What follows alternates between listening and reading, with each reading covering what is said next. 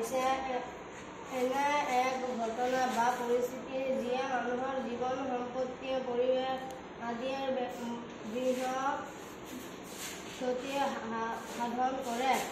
এই দুৰ্যোগবোৰ প্ৰাকৃতিক বা মানুহৰ কাৰ্যকলাপৰ ফলতো হ'ব পাৰে। দুৰ্যোগৰ ফলত ব্যাপকভাৱে সম্পদৰ হানি, জীৱন হানি আৰু পৰিৱেশৰ গতি হ'ব পাৰে। দুৰ্যোগৰ ফলত সমাজৰ স্বাভাৱিক কাম কাজতো ব্যাঘাত জন্মায়। প্ৰাকৃতিক দুৰ্যোগ হৈছে এনে কিছুমান প্ৰাকৃতিক পৰিঘটনা যিবোৰৰ ক্ষেত্ৰত মানুহৰ কোনো নিয়ন্ত্ৰণ নাথাকে। উদাহৰণস্বৰূপে বানপানী, ভূমিকম্প,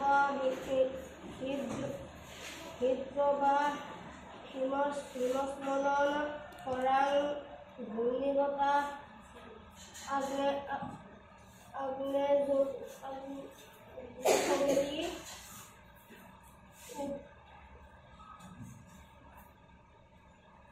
উদগীৰণ, ভূমিস্খলন ইত্যাদি।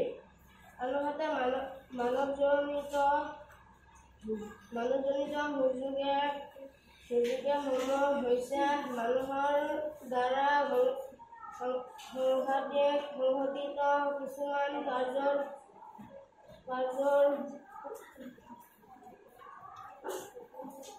পৰিণতি। উদাহৰণস্বৰূপে অপৰাধ,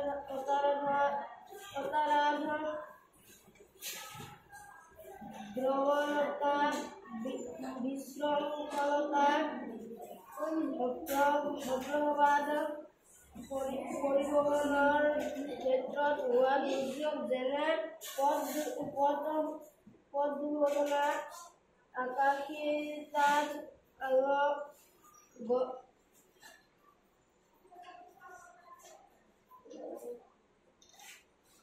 গোপহাত হোৱা দুৰ্ঘটনা ইত্যাদি।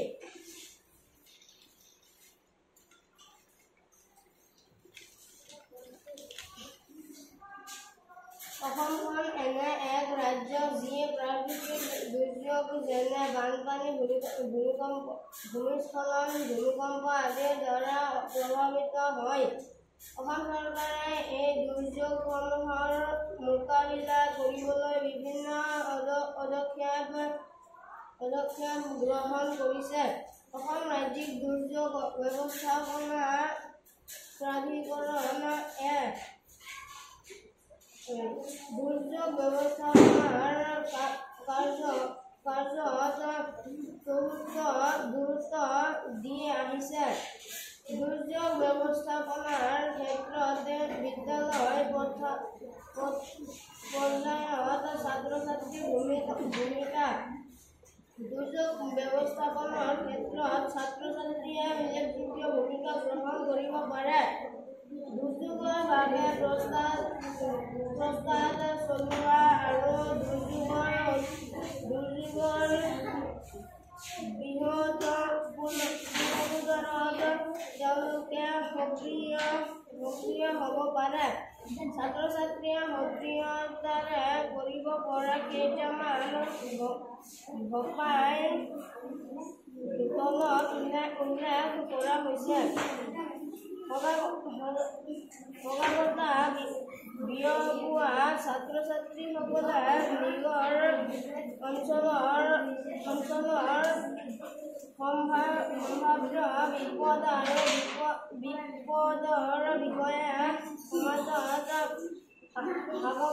সজাগতা সৃষ্টি কৰিব পাৰে আৰু তেওঁলোকৰ পৰিয়াল, বন্ধু-বান্ধৱী আৰু সম্প্ৰদায়ৰ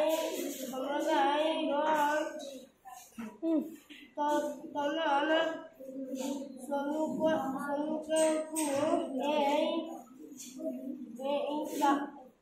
কামত অনুভৱ কৰাব।